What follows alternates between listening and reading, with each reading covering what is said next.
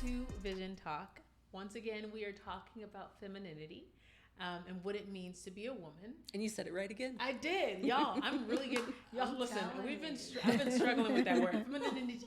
Say it 5 times fast. Anyway, femininity. Listen, we're a pro now. But yes, we're talking about what it means to be a woman, and there. And basically, I know the last episode we were really honing in on what it means to us because there's so many confusing ideas out in the world, and everyone has their own opinion and has their own say. And what does it mean? What does God mean when He said, "I'm making woman"? Let's going back to that. And so each one of us, Miss Mindy, you had me out here almost in tears with yours, what God was telling you about what it means to be a woman. But now I kind of want to shift and go into going to what traditional ideas of what femininity is and what womanhood is and what it means to be a woman, how you guys were taught years ago, recent years, obviously, because you're all very young, and going back to that, but then also seeing what modern femininity, like what do we think modern femininity is, and what do people today think womanhood and what being a woman is, and what's the difference between the two. So I'm going to start from you, and then I want to kind of go around looking. Let's talk about what traditional womanhood, femininity, like how were you raised to, what does it mean to be a woman? Well, I think, when I look at my mom and my grandmother and my great grandmother, I think it was always pointing to the home. I really think that your feminism was tied to being in the home, because it was really tied to your role more than your being. Interesting. And I think today when we begin to look at femininity. Yeah, you go. Did I say it? Yep. Yeah, did I say it? You got it. Uh-huh. Woo, woo, woo. So anyhow, when we start looking at it from today's lenses, I really feel like it's more about the being, who you are, which really causes us to start thinking about who we are. Like, I don't think they had that space to think about who they were. Yeah. I think it had everything to do with what they did. Wow. And so, and exclusively what they did in the home, So when they started taking steps outside of the house, it was like, okay, are you a feminine woman? Are you not? Wow. And so I think it even questioned, their femininity in that regard. Because they just wanted to work. They wanted to live their dream. They wanted to do something that God had placed in their hearts. And so it was almost like, okay, are you going to choose to be a feminine woman or you're not going to be one? Yeah. And so it's like, what? That, when I think about that, it really kind of makes me say, wow, the pressure. Yeah. The pressure of having to be feminine. Right. Or actually be a woman that was outside of the box. Interesting. And when I heard Mindy earlier talking about the confusion coming, to me that confusion came in because it was like, of course, like she said, the gender roles and all the, all of the things that we're dealing with in our culture today, but also not knowing who you are. When you don't know who you are, then anybody can tell you. Yeah, come on. Anybody can tell you who you are or who you're not for that, aspect. Right. And I really believe with my heart that every single one of us have something in us that defines femininity. Yes. I think who we are, we bring that other aspect out. So it's not like, back in the day, there was all of these fashion models, Christy Brinkley, you know, all, I guess I'm dating myself, but No, I know who Christy Brinkley is. Yeah, Yeah. But the supermodels were the ones that was defining it. Yeah. Yep. And so it kind of left all of us out. But I feel like now in this space of where we are, and especially in today's world and how it is, I feel like because it's not just handed over to the experts to tell us who we are, I feel like with social media, with YouTube, all the things that we have, people have a voice that defines who they are, so now they get to introduce themselves. 100%. And that's something that wasn't given to the mothers, the wives, the aunts, you know, the grandmothers of the past. So I really believe that, you know, coming from this lens, I can see that it was about them actually doing more in the home.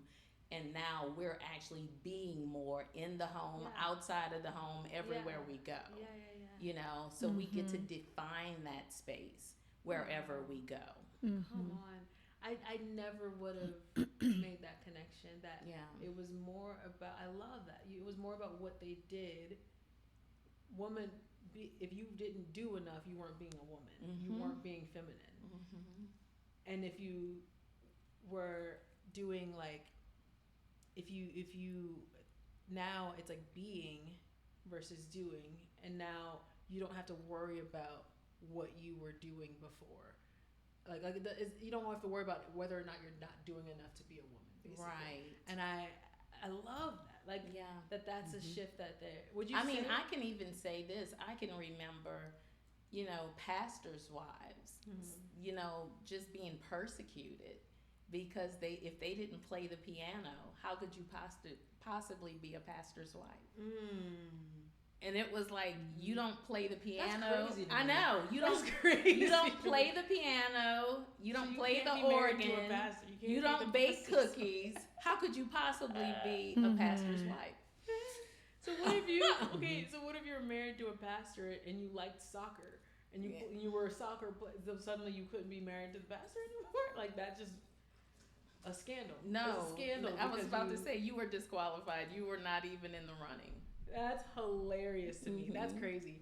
I mean, I think that there's so much, especially, and I'm going to come pivot to you guys too, but I think that there's something so interesting there that is amazing to me, especially with, I know we all talk about how social media is such a bad place, and not bad place, but it can be a dangerous place.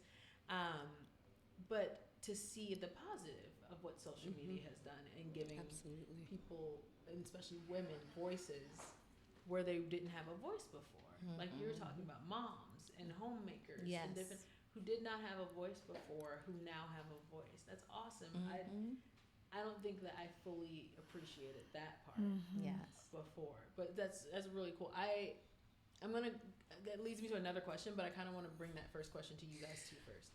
I just was like, at what you said, I was thinking back to like, and who the they were that put the labels on. But like you guys grew up like in a home where they knew the Lord and stuff like that. I did not, but I remember my grandma and my mom, and they were kind of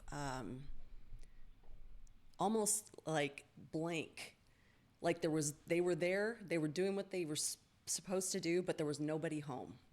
And if a feeling was ever brought up, like, you know, somebody, then the answer was always, well, you shouldn't feel that way. And they were so like stuck in these roles, in this mode of operation, that they were like told that this is what you do. If you're a wife, this is what you do. If you're a mother, this is what you do. And it was literally like there was nobody there. Just nobody. And it used to drive me crazy as a kid because I was a lot, you know, and I would just like, I'd look at my mom with a blank stare on her face. But when you said that, it's like somebody defined those roles. And I know we would take it back to, it was God. There was man and there was, no. Because now the difference, you guys were talking about the being and the doing, they're a million miles away from each other.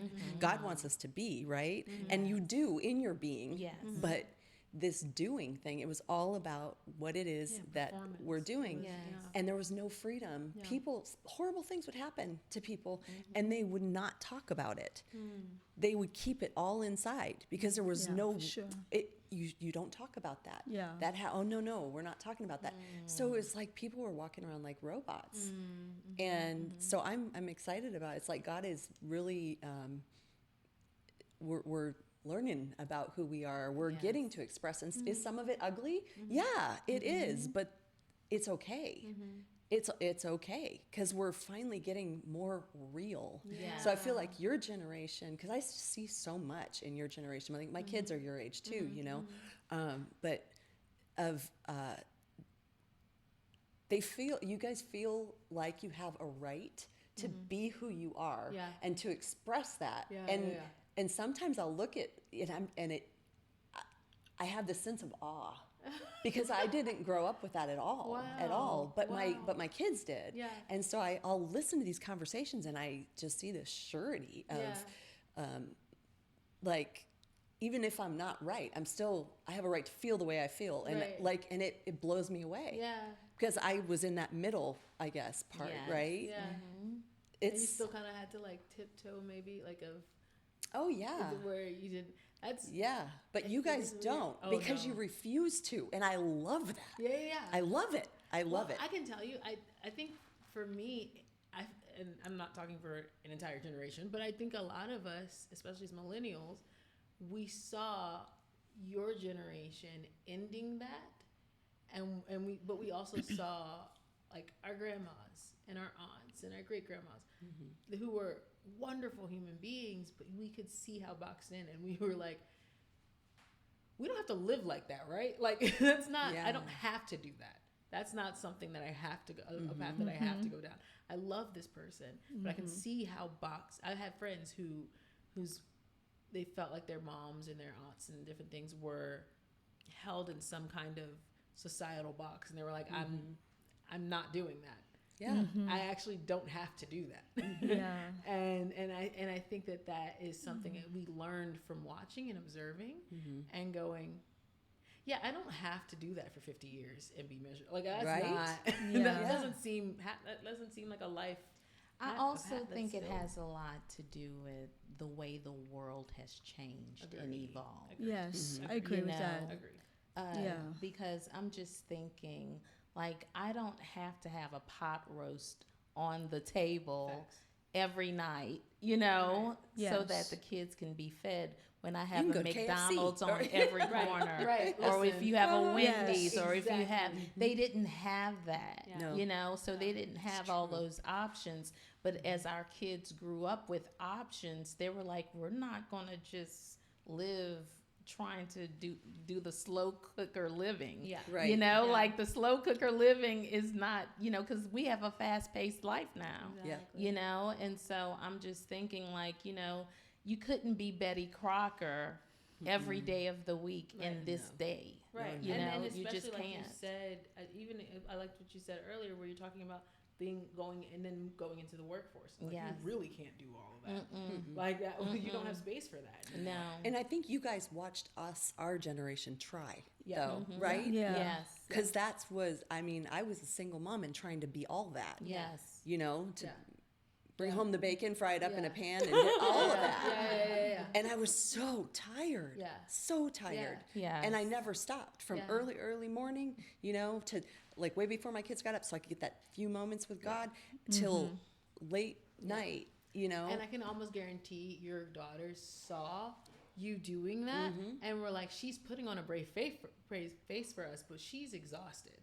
And she doesn't, like, that's a lot. That she's, and I can almost guarantee, because I know that I looked at my mom and I looked at my aunts and I looked at my grandma and I was like the good things that I saw and I 100% took those and I'll implement it, but the stuff that I saw where they were working themselves to try, I was like, you guys, there's got to be a better way. I don't know what better way there is, but there's got to be a better way. Yeah. But I also think too, this is interesting. I'm gonna ask you guys, and I'm gonna ask you, Miss Lurette, what do you think?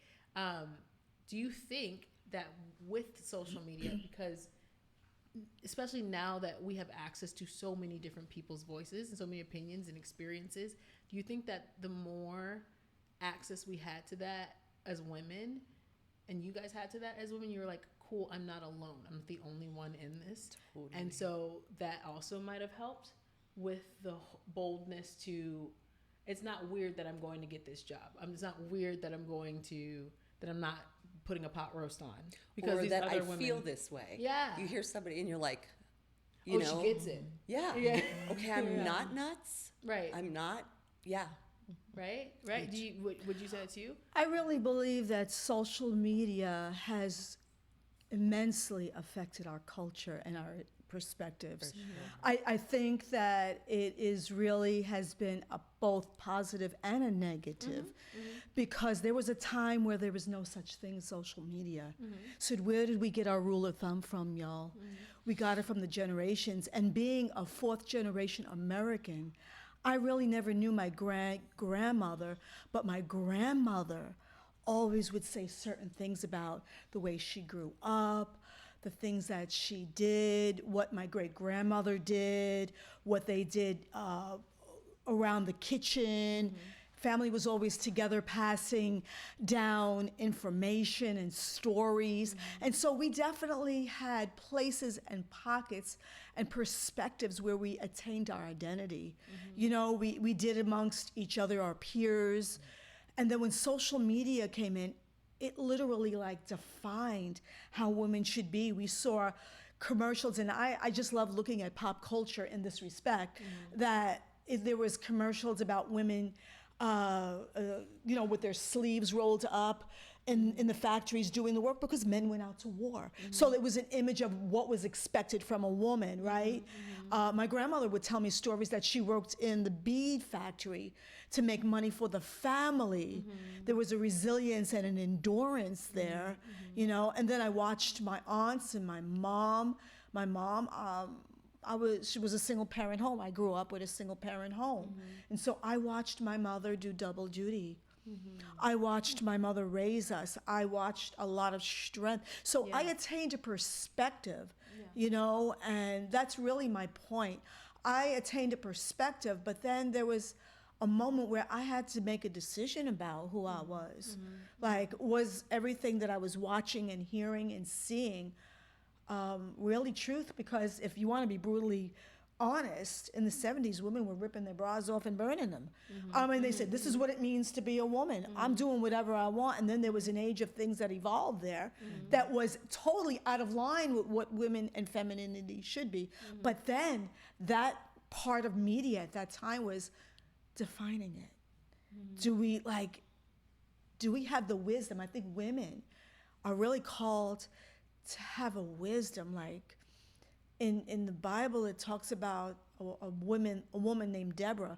She had great wisdom. She sat under the palm tree, and people went to her for wisdom, to figure out problems. We're problem solvers. Do we just receive everything that we're seeing, or do we have the opportunity to really process that and make a decision? Do we have to really swallow that and digest it, like as it's being fed to us? 100%. You know? And I think, honestly, it goes back to the whole knowing who you are. Like you guys Absolutely. were talking about, and knowing who you are and Absolutely. whose You are. Yeah. The whole, because society is going to keep the societal definition of womanhood is going to change. Absolutely. Like in 10 years, it won't be what it is right now. And they will continue but trying. What I do love is, once again, I say that people are owning their own femininity. Yes. Their own. 100%. And I Yes. say that because when I was growing up, most people would have considered me to be a tomboy. 100%. You know, they absolutely would have. Why? Because I was playing sports and I loved sports. And so any woman who loved sports At that time was like, and didn't have a dress on was considered a tomboy. And Yeah. so, I mean, you see how it was Yeah. always being defined for us, Yes. you know? Yes. And so, when I grew up, I was nothing like that. When I began to actually, I found my calling in motherhood, and, yesterday, Raven and I, we were at a party and we were all talking about this motherhood. It just kept coming up and everybody kept telling their stories, and everybody's story was different. 100%. And I think when we box other women into our form of femininity, then what we're really saying is that yours is lesser than mine. 100%. And if you just do this, then you can be feminine like me. Yeah. And that's not really the answer. I think you kind of hit on it when you started talking about how we are able to create safe spaces. Yes. That is. And when we are at our highest level, we do that for communities, not just for family. We do that on a community level, on an organizational level, even on a national level sometimes. We can do that when we're able to be who we are Yes. at all times. Exactly. I so agree with you, Robyn. Yes. Because just recently I was just thinking about something very similar to that. And I kept hearing like, okay, where we belong, we have to think in our minds that we have commonality with every single person around us. And that so is not true. Because there's spaces where we actually need to be that are quite uncomfortable because of what we have inside of us, that we need to just be there to bring change. Yeah. To bring the femininity, the person that we were born to be in this time where we are, and just make a difference, because the crowd that you're amongst is deeply crying out for the change. And so we have to be brave enough, right, and confident enough, and sensitive enough to know that we don't actually have to have anything in common with those women around us. We just have to be who we are created to be. Yeah. Yeah. You know?